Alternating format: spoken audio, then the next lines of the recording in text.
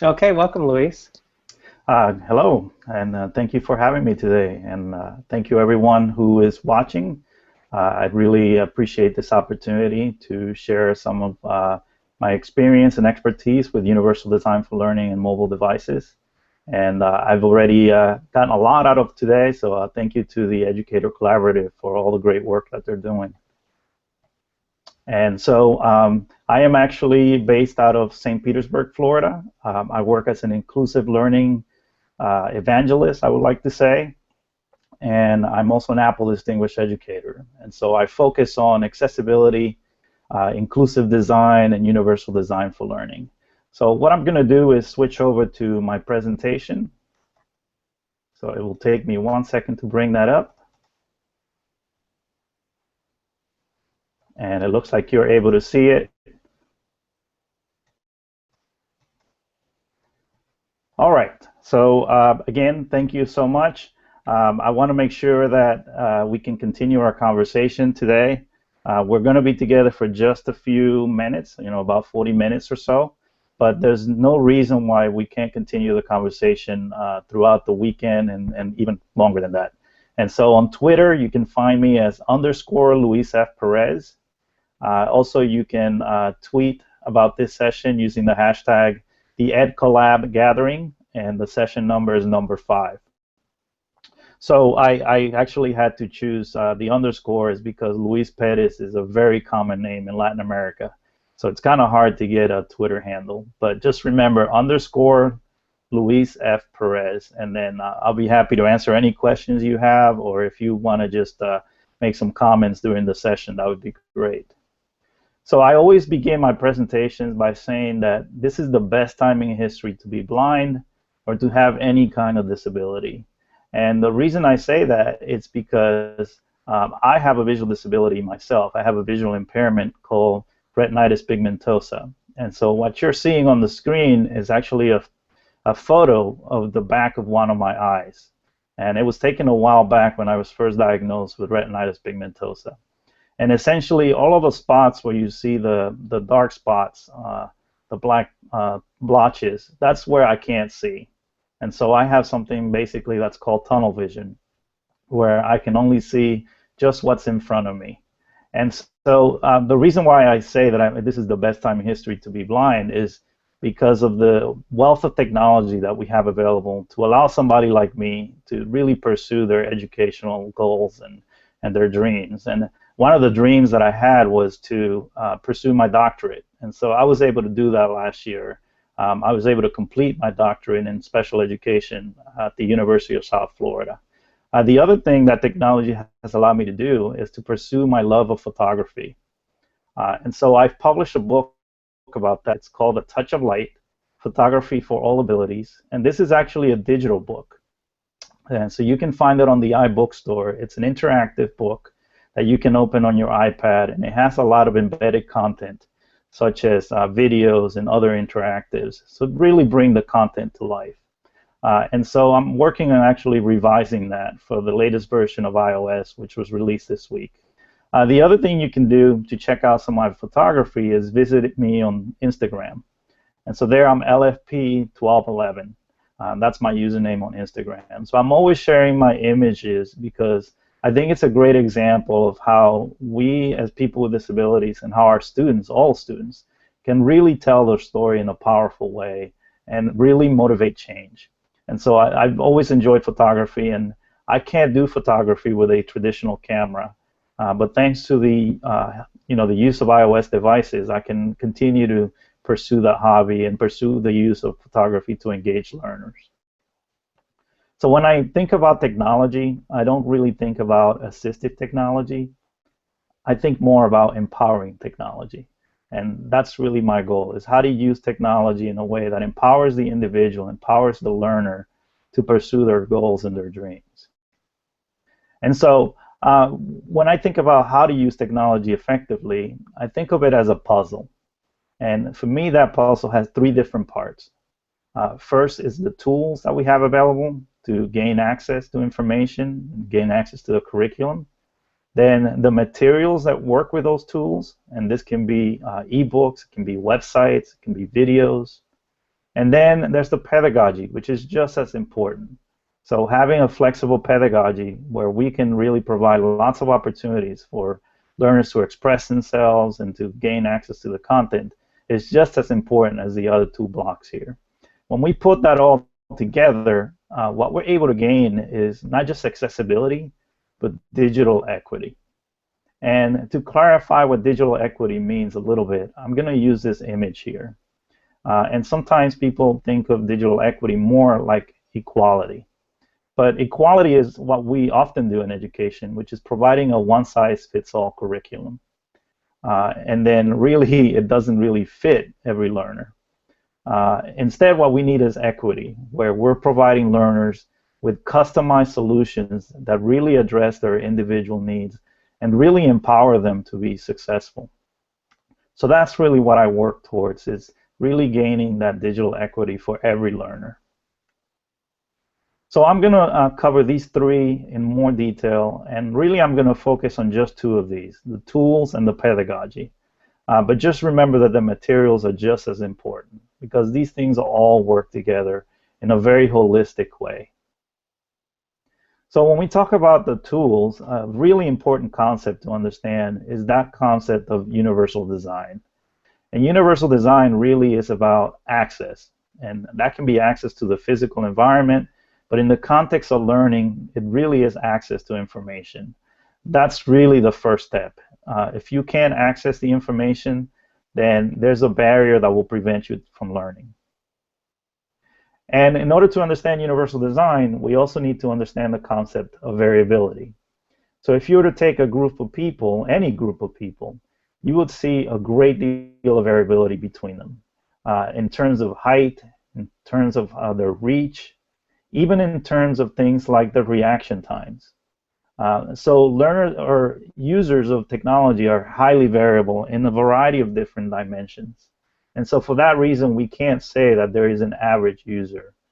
And so when we design for the average, we really are designing for no one, because there's a myth of the average. The average doesn't really exist except for in statistics. It doesn't actually describe an actual real-world user. So instead, what we need to do is to design for the margins. And this usually means that we take into consideration the needs of people with disabilities first. And the reason for that is that often the solutions that we come up with for people who have the greatest challenges result in the best designs that really cover everybody in between. So when I think about universal design, to make this more concrete, I think about an adjustable seat, something that we take for granted. And so with an adjustable seat, we can build one car, but that car is built in such a way with so much flexibility that regardless of your height, regardless of your reach, you can still get into the car and you can enjoy an optimal driving position.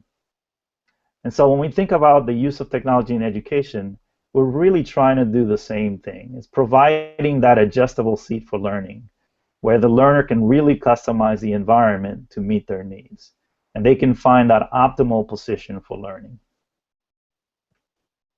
So what I want to do right now is kind of show you a quick demo of some of the tools that are built into the iPad and other iOS devices to create this adjustable seat for learning. Now, I'm going to focus on the iPad, of course, because I'm an Apple Distinguished Educator. But I want you to remember that most of the tools out there today have some accessibility built in already. And so it's just a matter of going into your settings and taking a look to see what can you leverage, what's already built in that you can leverage to empower your students. So I'm going to switch over to my iPad now. And I'm going to bring that up full screen so it's easier for you to see. So let's begin with, where do you find these settings? So what we want to do here is go into our Settings app. And then once we're in Settings, we're going to go over to General and then Accessibility. And you'll see there's a number of different options here for vision, for hearing, for accessing different types of media, for learning, for interaction, and so on. And then at the bottom, there's an accessibility shortcut. And the accessibility shortcut allows you to triple click the home button on your device to turn some of these options on and off on the fly. So that while you're reading a book or while you're accessing a website, if you decide that you need to invert the colors, for example, so that you have better contrast, you can you actually don't even have to go into the settings. You can just triple click the home button on your device, and then you can turn on that feature as needed. So I want to talk about 3 different features here that really empower learners and give them access to information. So first, under media, we're going to look at subtitles and captioning.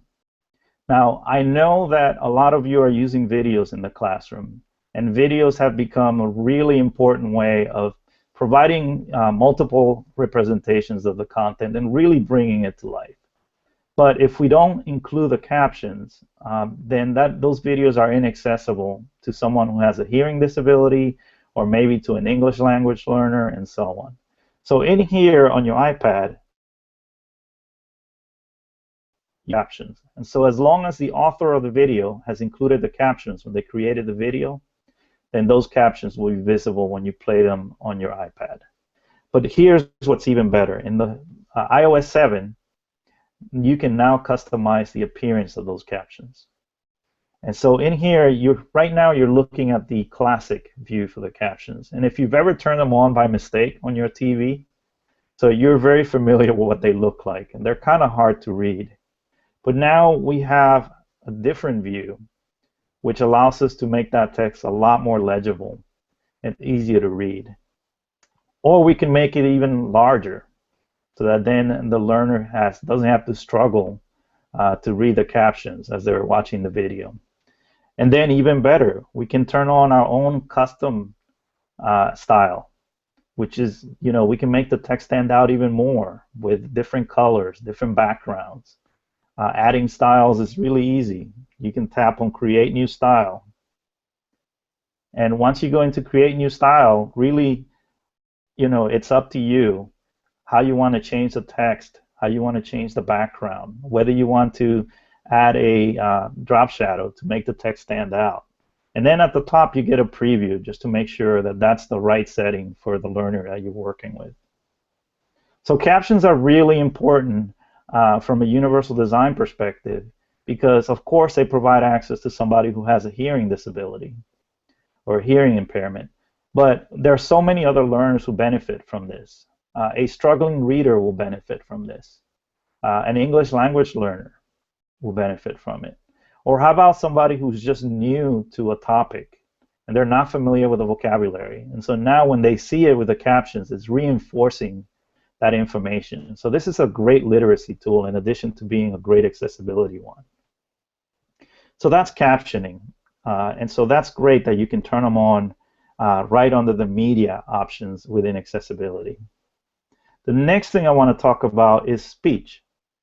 And speech is found under Vision. So if you go into your accessibility settings on the iPad, go under Vision, go into Speech, and of course I'm running iOS 8, which just came out this past week. So if your iPad looks a little bit different, that's the reason why. So I would highly recommend upgrading. And this next feature hopefully will convince you to do the upgrade.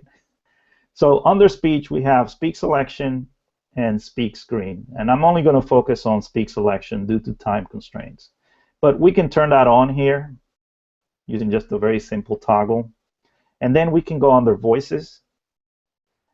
And then you'll notice that we have more than 20 voices here that we can choose from.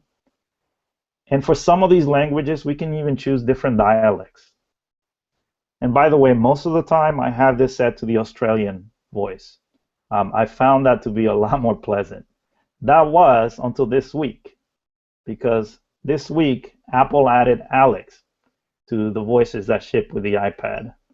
So Alex is an advanced voice, and it's been available on the Mac for quite some time.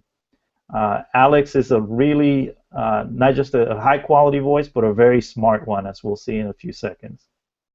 So all you need to do is go under your voices, choose the language, in this case US English, and then select Alex as the voice. And it will take up a little bit of space on your device, so just be aware of that, it will have to download to your device, and it takes about 900 megs or so. But once you've enabled it here, we can go back to our speech settings, and then also make sure to turn on highlight content. And this really adds to the power of not only getting that text-to-speech, but also seeing the words highlighted as they're being spoken out loud. So I'm going to enable highlight content. I can adjust my speaking rate and so on. So again, I'm customizing the text-to-speech for an individual learner. So just to give you a quick demo, I'm going to bring up a note, and we're going to read it using text-to-speech. So I'm going to open up Notes. I'm going to double tap one of these words here, and then I'm going to use my handles to draw a selection. When I do that, a menu will pop up once I make my selection, and one of the options on that menu is Speak. And so when I tap Speak, you'll hear Alex read the text, and then you'll also see the word highlighting.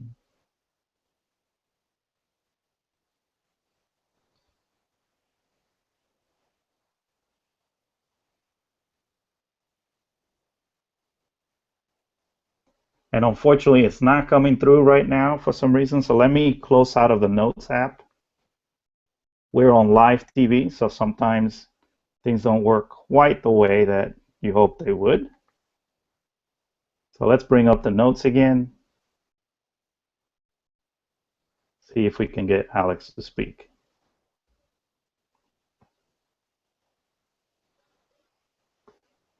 Speak selection allows you to select text which can then be read aloud with word highlighting. In iOS 8, Speak selection can use a voice called Alex. Alex is a very advanced voice. To simulate human speech, he even takes a breath every once in a while. Alex also knows how to pronounce words that are spelled the same correctly based on their context. She did not object to being the object of his affection. The wind came in as she was about to wind the clock. You can choose different languages and dialects. So hopefully you were able to hear that, but if you paid close attention, you could hear Alex taking a breath every once in a while to simulate how we speak. Because every once in a while, as human beings, we need to do the same thing, which is to pause and kind of catch our breath before we continue on with the rest of the phrase. And as I said, Alex is not just an advanced voice. It also has the ability to recognize words that are spelled the same based on their context. So this is a really advanced voice. It can read different languages as well, which I'm not going to show you here in the interest of time. And it can even read from right to left. So when you're listening to a language like Arabic, it can actually pick up on the right direction. So that's text-to-speech, but we can also go the other way. We can do speech-to-text. And so if you have a student who's struggling with writing and with how to express themselves, now they can come in here in the keyboard and they can just tap the microphone icon to the left of the space bar and just speak what they want to express. Speech selection is awesome, period. I love it, exclamation mark.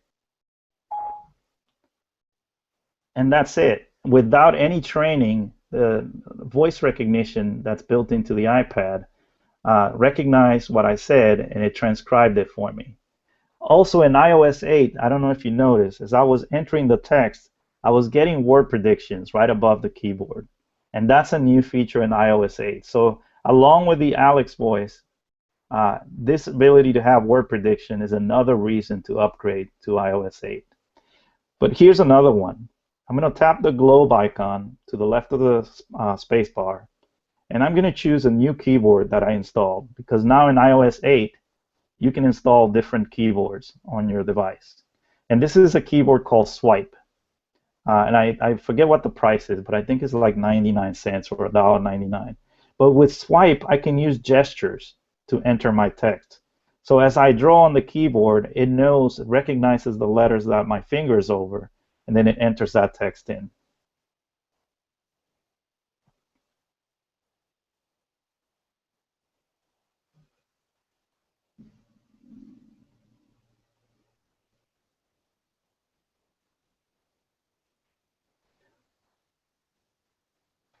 So basically, you just have to, instead of entering each letter one at a time, you can just draw over the letters, and it recognizes those gestures and enters the text. So again, for a student who is struggling with how to type, the idea is that we don't let that become the barrier. We let them really express what they know rather than having to worry about, the method of doing that. So those are just 3 different features there that you can use. Captioning, text-to-speech, and then some of the features of the keyboard, such as the ability to use your voice, and then also things like customizing your keyboard that really provide flexible access, if you will. So I'm going to switch back out of my iPad now and switch back to my presentation.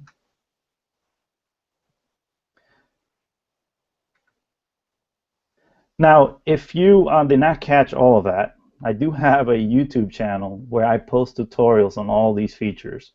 And you just need to go to youtube.com, then /LFPerez72. And in fact, I just uploaded 3 or 4 tutorials this week that discuss some of the new features in iOS 8. So if you want to get up to speed, even if you know some of these features, just go to that YouTube channel, and hopefully those videos will be helpful to you.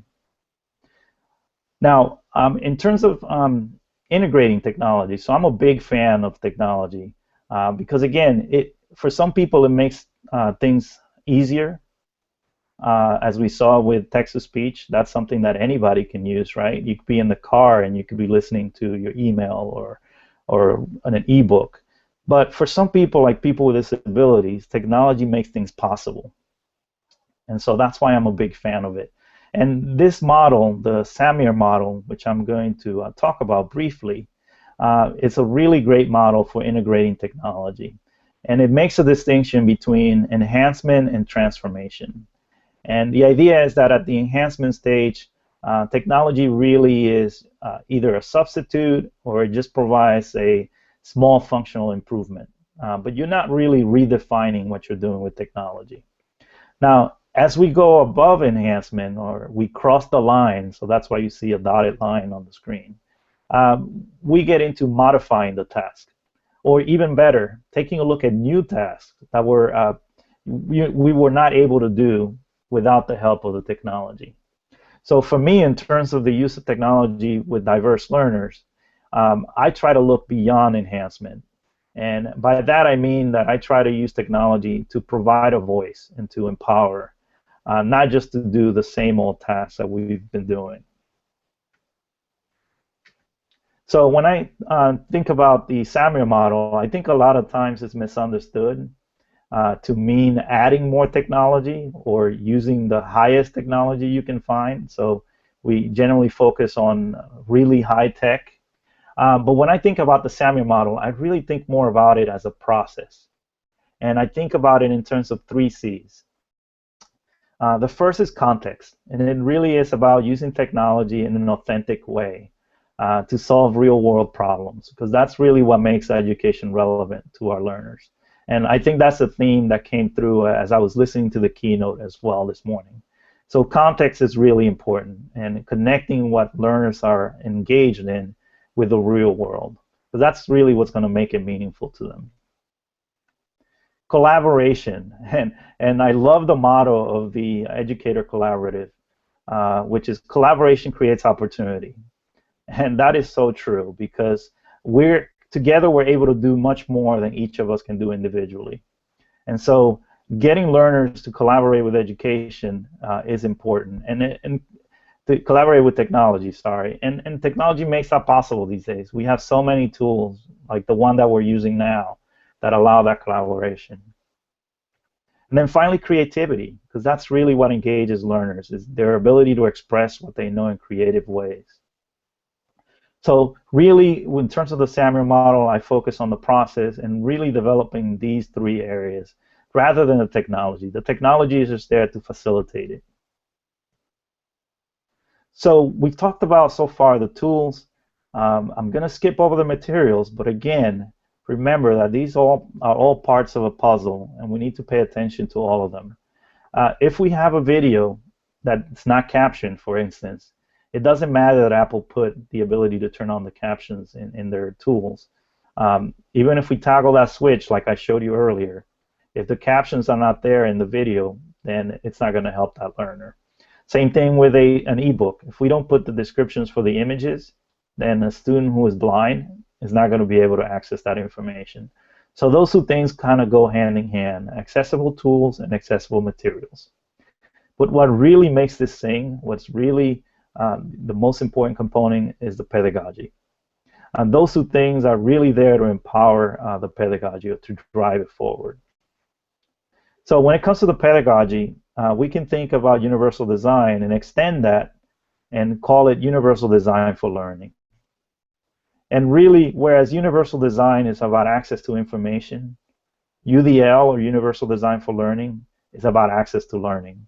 So access to information is sort of a building block, but it's much more. We need to go further than that. And that means challenging learners, posing some great questions, and really allowing them to practice some of the skills like problem solving, critical thinking, and so on. Now, in the very little time that I have left, I can't go into UDL in depth because it really is a very extensive framework. But I can do the next best thing, which is to share this great book with you called Udl Theory and Practice. And this was just updated this past year. And the great thing about this book is that, well, first of all, the price is right, which is free. You just have to set up a free account at CAST, so cast.org. And CAST is the center that maintains UDL and does a lot of the research behind it. And so it's free. You just need a free account. And then the other thing is that this book also models a lot of the UDL principles. So if you want to see UDL in action while learning about it and seeing it modeled, this is a great resource to take a look at. So it's udltheorypractice.cast.org if you want to check that out. And I highly recommend it. Also, I just created a new course on iTunes U. So iTunes U is a free app that you can install on your iPad, and it allows you to access a number of different resources, including courses from universities such as MIT, UC Berkeley, and many others, including my own that I graduated from, University of South Florida. And so one of the things you can do there is you can also create your own courses as a teacher. And so I created this course on basically some of the same topics that I'm covering today: how to use technology to empower learners and universal design for learning. So the URL for that is bit.ly, so bit.ly, and then /nABLE, so nABLE, and then iTunes U. So if you want to give that a look, it's very interactive. There's some discussions there, and also lots of different videos and resources to help you learn more about mobile devices and then also universal design for learning. So again, like I said, I don't have enough time to go in depth into universal design for learning, but I do want to cover the key assumption, which is this one: learner variability is the norm, not the exception. So just as we saw before with universal design, within any group there's a great deal of variability in terms of physical characteristics. Within any group of learners, there's also a lot of variability in terms of cognitive abilities, in terms of skills, and in terms of interests.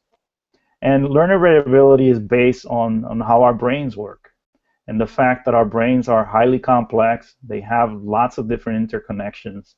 And so the way that our neurons are connected together and the way that they work is highly variable from one person to the next.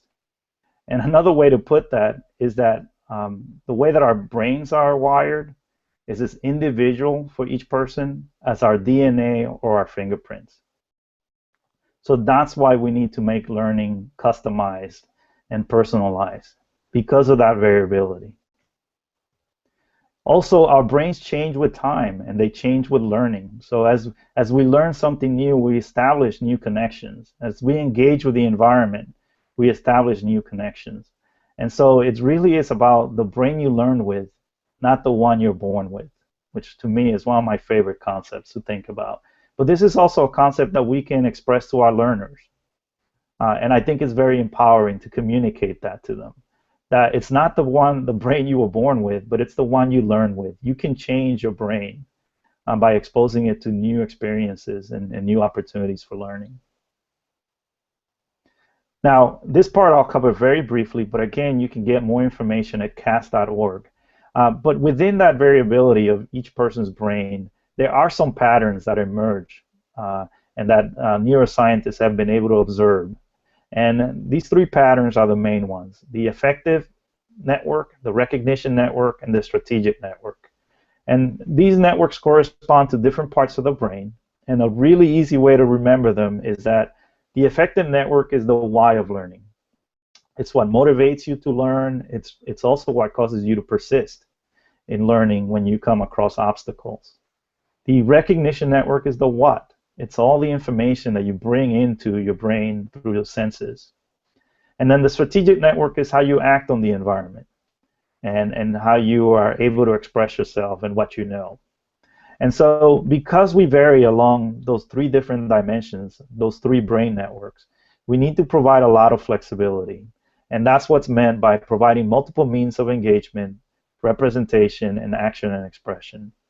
So we need to provide learners with a choice of topics or tools or settings or even grouping arrangements so that they have a lot of autonomy. They develop their autonomy and their ability to make important choices. And then we need to provide the information in a variety of formats so that the format itself doesn't become an obstacle to learning. And then finally, we need to provide them with multiple opportunities to show what they know. And so that doesn't always have to be an essay or a multiple choice test.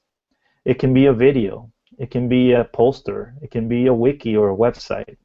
And so by doing that, we're not letting the format or the way that the learners express themselves get in the way of them really showing us what they know. Now, to bring this all together, I've created this framework that I call the enABLE framework, and thus the title of this presentation today. And so the enABLE framework really brings together the Samir model and how we look at technology integration, and then the UDL principles. And for me, the really important shift as we go across the line in the Samir model is about learner empowerment. And so that's why I highlight teacher under the enhancement stage and student under the transformation stage. Because it really is about turning learning over to the students and having them find those tools that allow them to express themselves and their creativity. At that point, we're working at the redefinition stage. And that's where we really get engagement because learners take ownership of their learning. Now, I've created an interactive version of this diagram. So if you go to bit.ly, bit.ly/Samir UDL, so SAMR UDL, you can access a thin link version of this diagram. So thin link is a tool that allows you to create hotspots. And when you tap on one of those hotspots, it takes you to an online resource like a website or a video or a document. And so I've provided links to all of these terms are defined in the interactive version, so you can access them that way. So why do this? Why pursue UDL? Why pursue the use of technology to implement UDL? Here's the goal. The goal is to create expert learners. And an expert learner is one who's motivated and purposeful, and meaning that they have a love for learning, and that love for learning allows them to overcome barriers even when they're there. Expert learner is knowledgeable and resourceful, so they know where to get information, but then they also know how to turn that information into useful knowledge. And then an expert learner is strategic and goal-directed. They know how to apply a number of strategies to the learning task. And they also know when things are not working. And when a strategy is not useful, they know how to abandon that strategy and take up a new one, rather than basically learning through trial and error. So in my opinion, being an expert learner, it's much more valuable now than being an expert knower. And really this quote here highlights that. This is a quote from a while back by Eric Schmidt.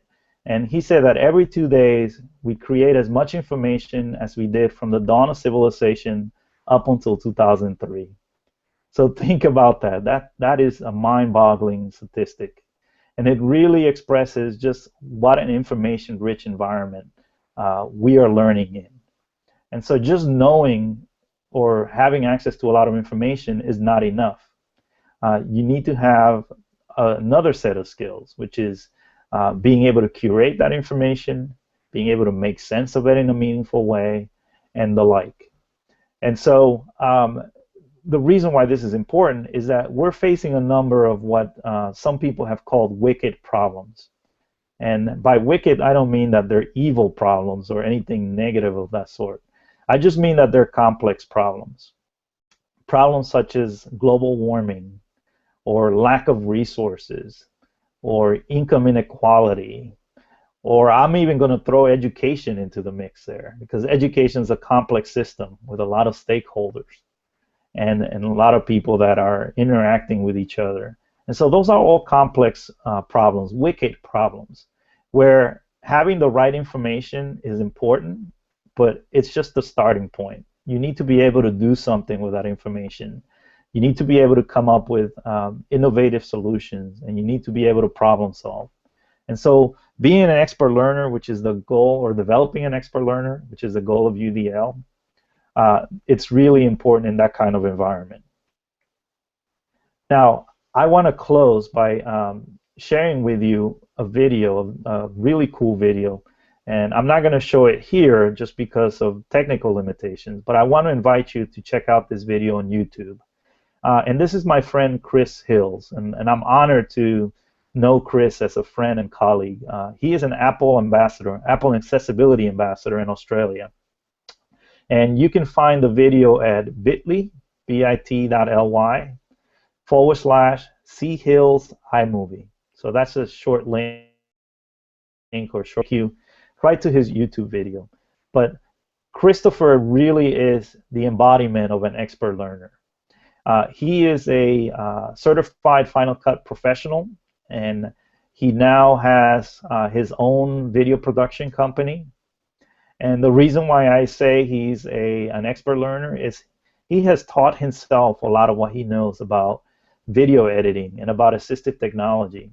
And so Christopher doesn't have use of his hands, his arms and legs, full use, because he has cerebral palsy. But he's able to use the iPad and the Mac to edit videos and to really tell his story in a way that's really impactful and really changes people's perspectives of what it means to have a disability. And so when I look at Christopher, I don't think that he has a disability at all. I think he just has some challenges, but he's found ways, he's found strategies, he's motivated, and he has access, or he's found access to the information that he needs to be able to make the most of what he has and to be able to create really impactful videos.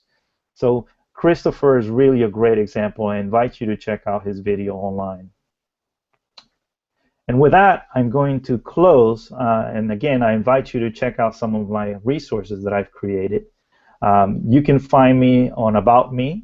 I have a page that links up to my YouTube channel, my Instagram, so all of the places online where I live and create materials or digital resources.